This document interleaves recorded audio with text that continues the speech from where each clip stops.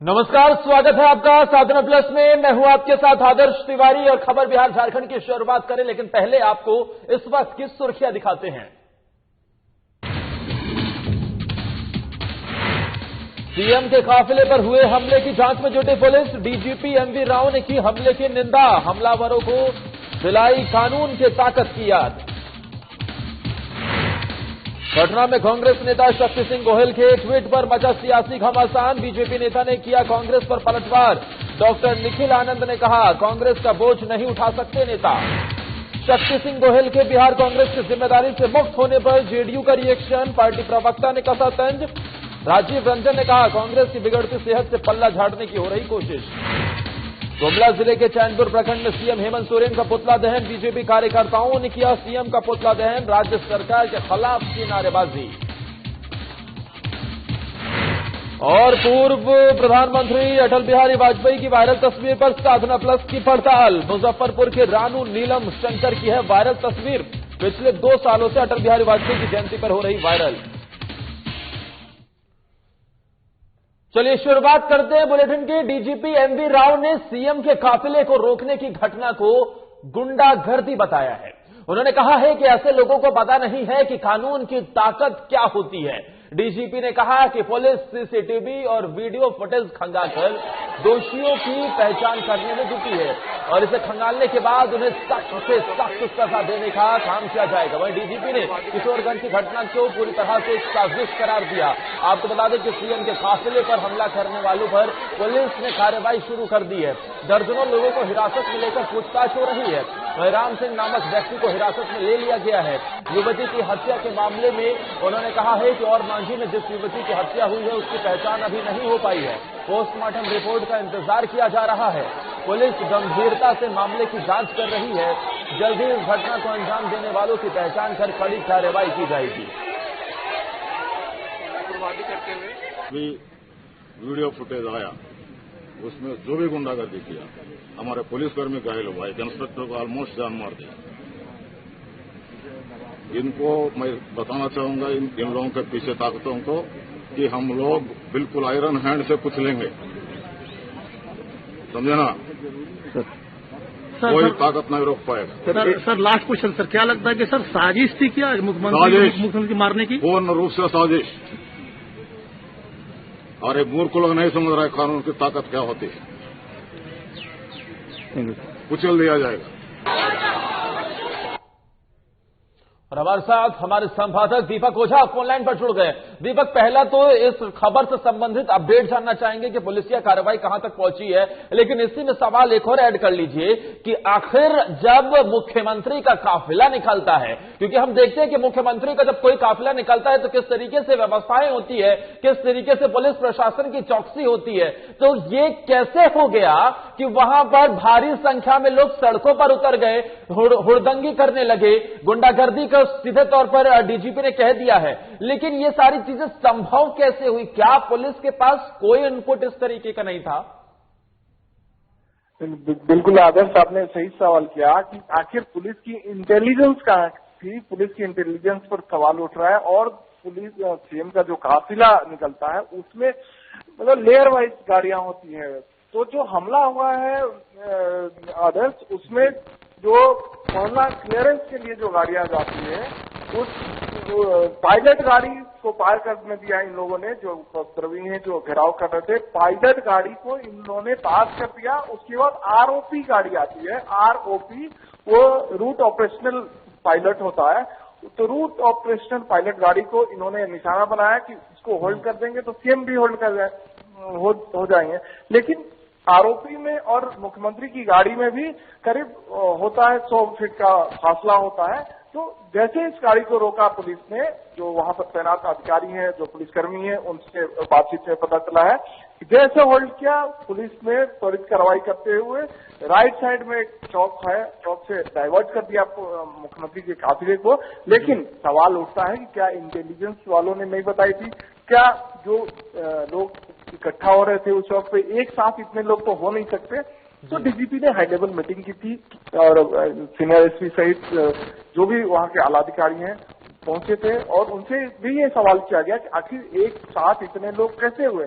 लेकिन पुलिस, जो स्थानीय पुलिस है, जो लोकल थाना है, उसका कहना है कि ये लोग किसी न किसी गली में छुपे हुए थे, 2-2, 4-4 की संख्या में थे और अलग अलग जैसे सूचना हुआ सायरन बजा पुलिस के गाड़ी का, वैसे ही लोग एकत्रित हो गए। तो इसको पुलिस ने गंभीरता से लिया है और मुख्यमंत्री ने भी कहा है कि जो भी हो, शरारती तत्व का जब ये मामला है तो उस तरीके से निपटा जाए, किसी को टारगेट नहीं किया जाए। ये सबसे बड़ी बात है ये आदय कि मुख्यमंत्री ने भी तलब किया था डीजीपी को रात में और उन्होंने कहा है कि जो कार्रवाई हो वो किसी से भेदभावपूर्ण नहीं हो, कार्रवाई जो दोषी है उन पर ही हो। और डीजीपी ने आपने सुना कि साफ कहा है कि सीसीटीवी फुटेज के आधार पर ये कार्रवाई हो रही है। जो दिख रहे हैं उपद्रवी, जो हमला करते हुए दिख रहे हैं, क्योंकि एक पुलिस अफसर पर हमला का भी बात है, वो घायल है, इलाजरत है और गंभीर है। तो देखने वाली बात होगी कि शाम तक क्या होता है इस मामले में। और चूंकि 1 दर्जन से ज्यादा लोगों को हिरासत में लेकर के पुलिस पूछताछ कर रही है। दीपक, इसी के साथ डीजीपी ने किशोरगंज की घटना को साजिश करार दिया है। साजिश किस तरीके की इसे साजिश समझे? जो ये पूरी की पूरी घटना हुई, क्या इसे अब राजनीति के ऊपर भी देखा जा रहा है? क्या अब राजनीतिक माहौल भी इस पे गरमाता हुआ दिखाई दे रहा है? और जो डीजीपी ने ये कहा है कि ये साजिश है, जो किशोरगंज का मामला है, तो इसे कैसे समझे, इस बयान को? बीजेपी ने साफ कहा है आदर्श कि एमवी राव ने ये स्पष्ट किया, उन्होंने कहा ये साजिश है। साजिश इस तरह से उनका कहना है कि उसी टाइम में एक दूसरे चौक पर सीएम की पुतला दहन की जा रही थी बीजेपी के द्वारा और सेम टाइम में हमला होता है, इस तरह का पुलिस पर हमला होता है और मुख्यमंत्री के काफिला को रोकने की कोशिश की जाती है, यहाँ तक कि गाड़ियों में तोड़फोड़ की जाती है। तो डीजीपी जो इस तरह के मामले एक ही समय पर 2 घटनाएं होती है और वो जो इलाका है उसमें जो लोग 1-2 पकड़े गए हैं वो किसी खास समुदाय से और खास पार्टी से बिलोंग करते हैं, उसके आधार पर पुलिस ने कहा है कि ये साजिश है। और साजिश हो भी क्यों नहीं आदर्श, यदि मुख्यमंत्री ही किसी शहर में सेफ नहीं है, उन पर हमला हो सकता है, तो फिर जनता कहाँ बचती है? तो इसलिए डीजीपी ने इसको कठोरता से लिया है और कठोर से कठोर कार्रवाई करने की बात की है। बहुत बहुत शुक्रिया दीपक, तमाम जानकारी देने के लिए आपका। लेकिन सवाल तो ये भी है ना कि एक जिम्मेदार पद पर जो पूरे राज्य का पुलिस मुखिया है, वो बिना जांच के इस तरीके का बयान देना कि ये साजिश है, और अगर साजिश है तो इसका पता पहले पुलिस प्रशासन को क्यों नहीं था? आखिर वक्त रहते कदम क्यों नहीं उठाए गए थे? ये काफी बड़े सवाल है कि इतनी बड़ी चूक कैसे हो जाती है। मुख्यमंत्री का जहां से काफिला निकलता है वहां पर भारी संख्या में लोग मौजूद हो जाते हैं और वहां पर हुड़दंग करने लग जाते हैं। वक्त ब्रेक का हो चला है, ब्रेक के उस पार भी खबरों का सिलसिला लगातार जारी रहेगा।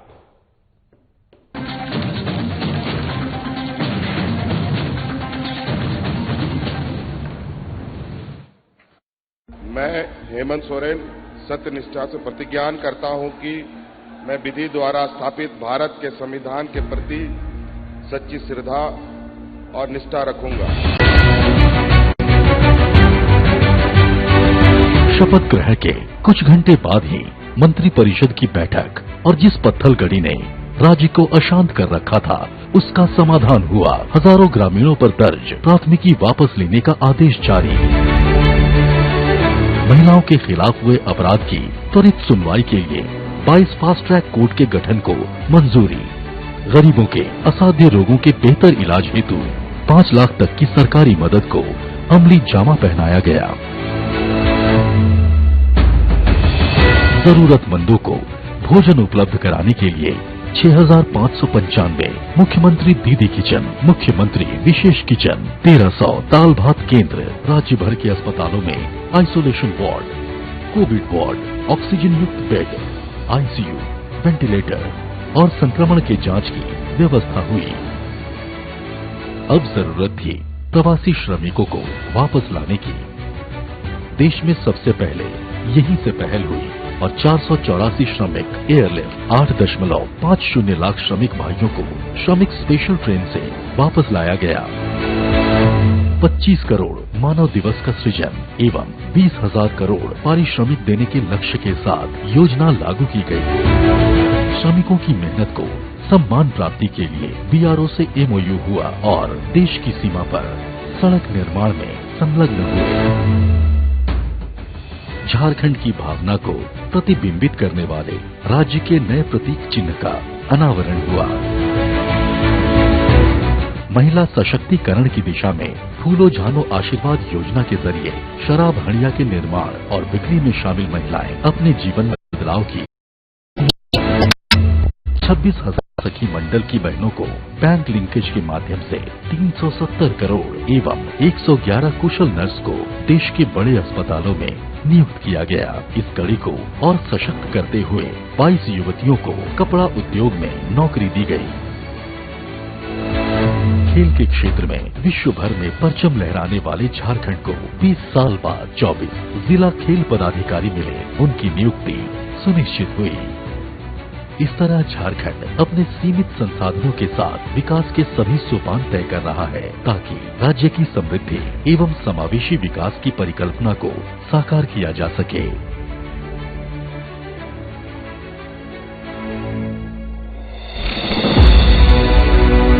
आइए साथ चलें, नए झारखंड की राह चलें।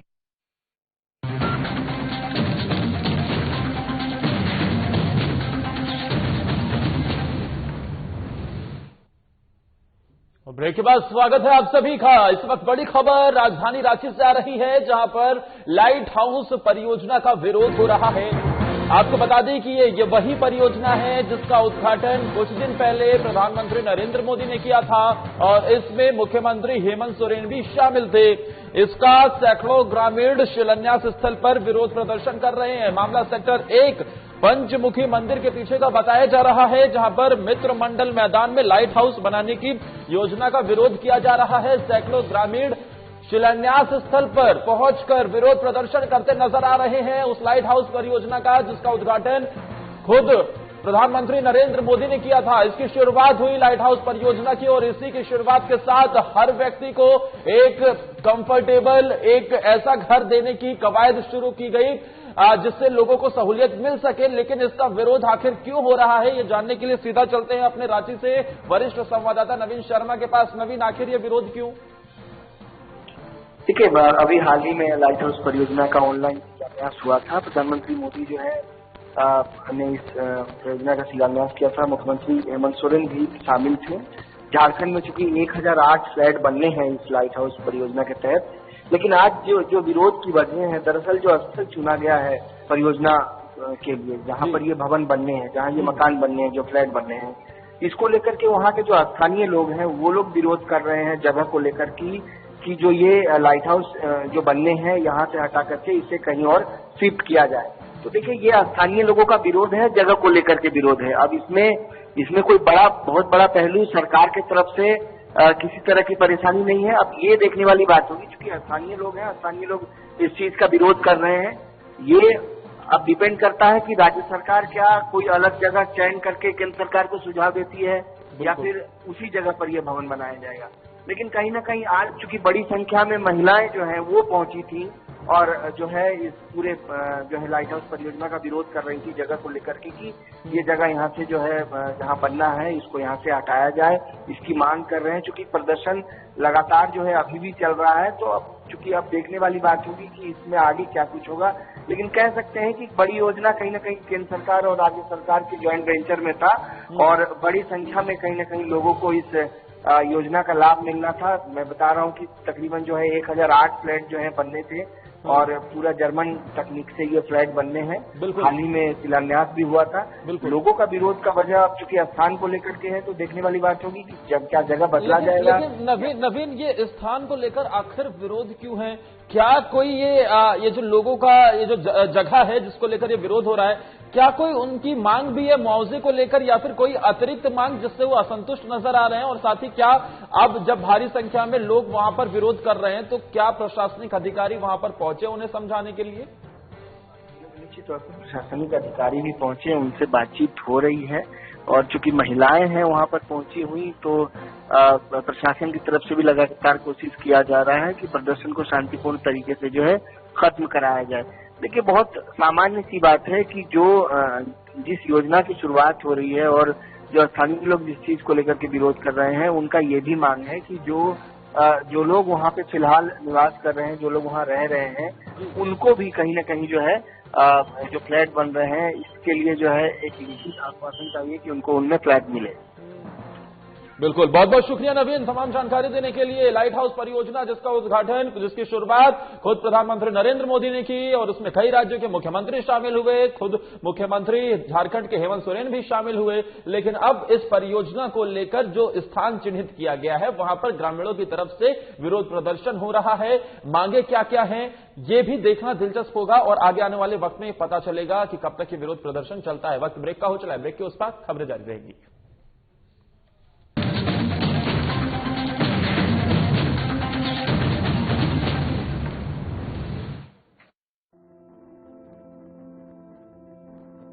कोरोना का संकट अभी टला नहीं है, इसलिए लापरवाही बिल्कुल नहीं।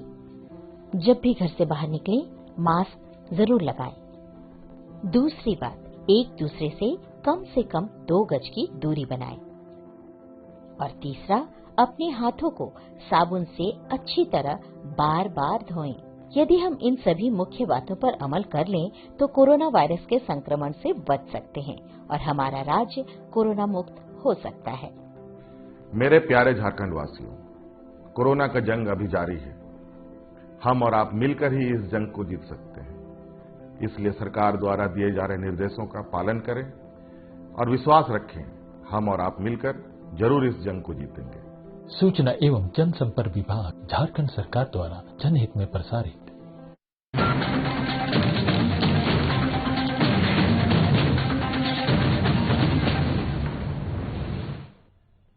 बिहार कांग्रेस प्रभारी की जिम्मेदारी से मुक्त करने के लिए शक्ति सिंह गोहिल ने ट्वीट कर आलाकमान से अपील की है, जिस मामले में बीजेपी ने प्रतिक्रिया दी है। बीजेपी प्रवक्ता डॉक्टर निखिल आनंद ने कहा कि देश भर के जिन राज्यों में कांग्रेस तीसरे और चौथे नंबर की पार्टी बन गई है, वहां से उसका उठना संभव नहीं है। कांग्रेस के नेता ऐसे राज्यों में जिम्मेदारी लेने से भाग रहे हैं। शक्ति सिंह गोहिल के इस ट्वीट के बाद और क्या कुछ कहा है बीजेपी नेता निखिल आनंद ने, वो सुनवाते हैं। इन राज्यों में भी कांग्रेस तीसरे और चौथे नंबर की पार्टी बन चुकी है, वहां से अब उसका उठना संभव नहीं है। कांग्रेस के नेता ऐसे राज्यों में जिम्मेदारी लेने से भाग रहे हैं। शक्ति सिंह गोहिल ने बिहार प्रभारी की जिम्मेदारी से मुक्त होने की जो बात की है, उससे यही स्पष्ट होता है कि कांग्रेस के नेता जिम्मेदारी का बोझ अब नहीं उठा सकते। वैसे भी बिहार में कांग्रेस आरजेडी की पिछलग्गू पार्टी है। मुझे खुशी है कि कांग्रेस में जिम्मेदारी लेने, जिम्मेदारी देने और जिम्मेदारी से मुक्त होने की बात ट्विटर पर की जा रही है। कांग्रेस सही मायने में रियल हाईटेक पार्टी हो गई है, जिसका जमीनी धरातल पर कोई वजूद नहीं है। अब कांग्रेस सिर्फ ट्विटर, फेसबुक और सोशल मीडिया पर ही एग्जिस्ट करती है। वहीं शक्ति सिंह गोहिल के बिहार कांग्रेस की जिम्मेदारी से मुक्त होने पर जेडीयू ने भी अपनी प्रतिक्रिया दी है। जेडीयू प्रवक्ता ने क्या कहा है, वो सुनवाते हैं। प्रभारी शक्ति सिंह गोहिल ने अपनी पार्टी के हाईकमांड से बिहार के संगठन की जिम्मेवारियों से मुक्त होने की अपील की है और ये कहा है कि उन्हें निजी कारणों की वजह से कोई लाइट जिम्मेवारी दी जाए। दरअसल ये समस्याओं को दूसरी तरफ मोड़ने की एक कोशिश है। उन्हें ये पता है कि बिहार में कांग्रेस का कोई भविष्य नहीं है। बिहार में चरम पर गुटबंदी है, कार्यकर्ता नदारद है, जमीनी तौर पर कोई संगठन बचा नहीं है। चुनाव में करारी पराजय का ठिकरा भी उन्हीं पर फूटने वाला है और इसीलिए उन्होंने इसे बुद्धिमानी के साथ दूसरे कारणों का हवाला देकर खुद को अलग करने की बात कही है। उधर पूर्व सांसद सालखन मुर्मू जामताड़ा पहुंचे, जहां उन्होंने सरना धर्म कोड पर जेएमएम और बीजेपी दोनों को घेरा। बता दें कि पूर्व सांसद सालखन मुर्मू जामताड़ा पहुंचे, जहां उनका भव्य स्वागत हुआ। स्थानीय सुभाष चौक स्थित नबी अख्तर के आवास में आदिवासी सेंगल अभियान के बैनर तले एक बैठक की गई। इस बैठक में एएसए संथाल परगना प्रभारी सिकंदर टुड्डू और साथ ही कई लोग भी मौजूद रहे। इस मौके पर क्या कहा है सालखन मुर्मू ने, सुनवाते हैं। पूरे भारत देश में लगभग 15 करोड़ आदिवासी हैं। उनकी मांग है कि 2021 की जनगणना में उनकी जो प्रकृति पूजक धर्म है, जिसको हम लोग सरना धर्म के नाम से जानते हैं, बोलते हैं, करते हैं, हमारी मांग है आदिवासी सेंगल अभियान की तरफ से झारखंड, बंगाल, बिहार, उड़ीसा, आसाम आदि प्रदेशों में कि सरना धर्म कोड की मान्यता हम भारत के आदिवासियों को हिंदू, मुसलमान, ईसाई की तरह दी जाए। इस मामले पर 11 नवंबर 2020 को झारखंड विधानसभा में सर्वसम्मति से प्रस्ताव पारित हुआ, जिसमें JMM, Congress, BJP, AJSU, Lalu party सभी लोगों ने सहमति प्रदान की है।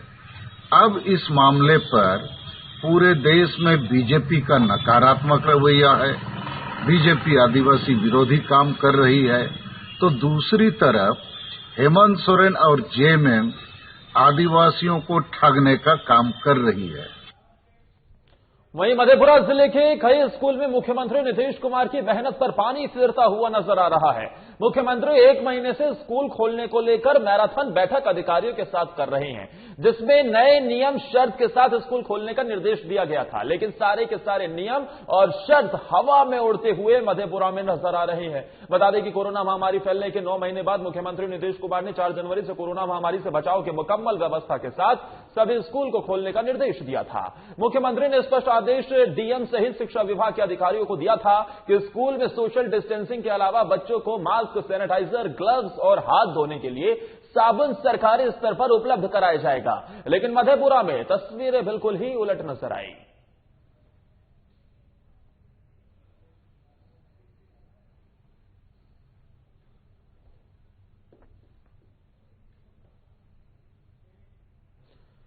मुजफ्फरपुर के रानू नीलम शंकर की तस्वीर सोशल मीडिया पर वायरल की जा रही थी। ये तस्वीर अटल बिहारी वाजपेयी और उनकी मां की है।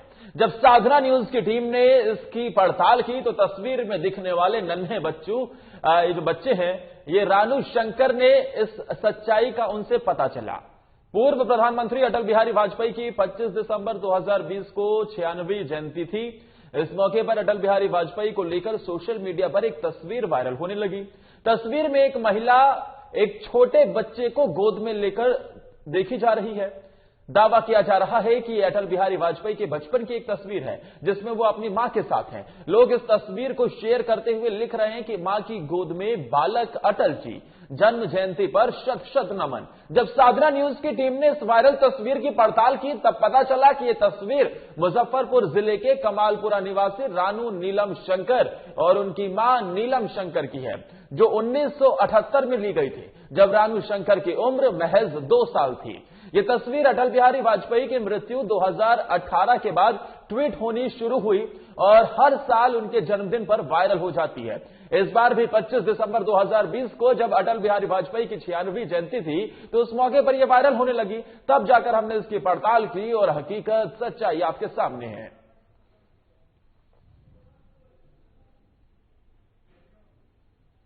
ये तस्वीर तो 1978 की है और ये मेरे व्हाट्सएप डीपी पे लगा हुआ था बहुत दिनों तक। मेरे फेसबुक प्रोफाइल पे भी आप जाएंगे तो ये तस्वीर आपको मिल जाएगी। मैं हर मदर्स डे पे, आजकल जो मदर्स डे मन रहा है इस इलेक्ट्रॉनिक डिजिटली युग में, तो एवरी मदर्स डे पे मैं इस तस्वीर को वायरल करता हूं अपने आईडी से। मेरी माँ की तस्वीर है, मैं उनके गोद में हूं। 2018 में जब अटल जी गुजरे तब पता नहीं किसने इस तस्वीर को, ये तस्वीर उनको अच्छी लगी या क्या, ये तो मुझे नहीं पता। इस तस्वीर को वायरल कर दिया गया सोशल मीडिया पे, फेसबुक पे, इंस्टाग्राम पे, ट्विटर पे, जितने भी सोशल मीडिया के प्लेटफॉर्म्स हैं, और तब से ये तस्वीर वायरल हो रही है। और अब 2 साल के बाद 2020 में फिर अटल जी की पुण्यतिथि पे ये तस्वीर वायरल हो रही है।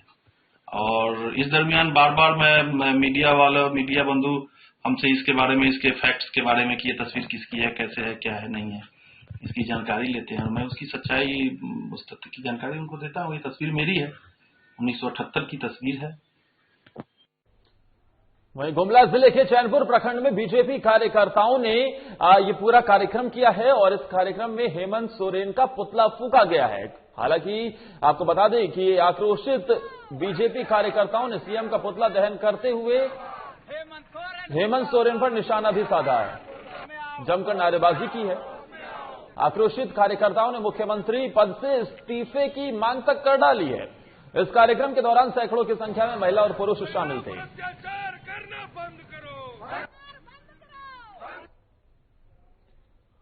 वहीं लातेहार जिला मुख्यालय में भारतीय जनता युवा मोर्चा के जिला अध्यक्ष छोटू राजा और महिला मोर्चा के जिला अध्यक्ष शीला देवी के संयुक्त नेतृत्व में बीजेपी नेताओं और कार्यकर्ताओं ने हेमंत सरकार का पुतला दहन किया। इस कार्यक्रम में मुख्य अतिथि बीजेपी जिलाध्यक्ष हरिकृष्ण सिंह उपस्थित रहे। मौके पर जिला अध्यक्ष हरिकृष्ण सिंह ने कहा कि झारखंड में जब से हेमंत सरकार बनी है तब से आए दिन बलात्कारी अपराधी बेलगाम हो गए हैं और ऐसी निकम्मी सरकार को राज्य की गद्दी पर रहने का कोई अधिकार नहीं है। दूंगा, बहनों को सम्मान दूंगा। आज महिलाओं का सम्मान क्या यही है? आज जगह जगह पर बहनें कहीं जाने के लायक नहीं रही गई है। आज हत्यारे कहीं भी उनके साथ तैयार है, जैसे लगता है कि सरकार ने आपका कोई चीज नहीं।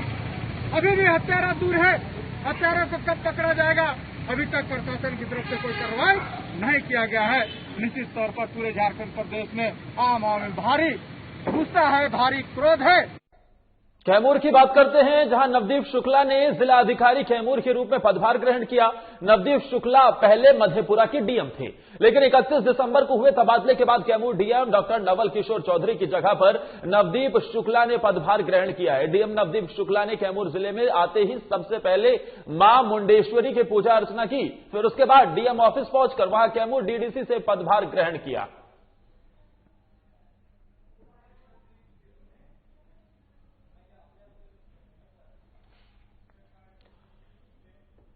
रोहतास में एक बार फिर खाकी का कहर टूटा है। दरअसल यहां एक बाइक सवार महिला बैंक कर्मी और उसके भाई के साथ पुलिस लाइन के जवान ने मारपीट की है। वहीं दूसरे जवान ने घटना की कवरेज करने से बौखलाए मीडिया कर्मियों के कैमरे छीन तोड़ने का प्रयास किया है। देखिए, खाकी की गुंडागर्दी खुलेआम नजर आती है। एक तरफ महिला को पीटने की कोशिश की, जब मीडिया कर्मी ने उसे कवरेज करने की कोशिश की तो उसके साथ भी बदसलूकी की गई। और इस मौके पर बैंक की महिला कर्मी टीना बैंक से ड्यूटी कर अपने भाई के साथ बाइक से अपने घर लौट रही थी। इसी दौरान पुलिस लाइन के पास एक सादे वर्दी में पुलिस जवान ने उनकी बाइक चेकिंग के नाम पर रोककर बैंक कर्मी के भाई अंकुर के साथ मारपीट की। विरोध करने पर दोबारा 5 से 6 जवानों को बुलाकर महिला बैंक कर्मी के साथ भी मारपीट की गई। देख सकते हैं किस तरीके से खाकी का खौफ और खाकी की ये गुंडागर्दी देखने को कई बार ऐसे बिहार से मिल जाती हैं। वक्त इसी के साथ इस बुलेटिन में इतना ही। मुझे दीजिए इजाजत। नमस्कार।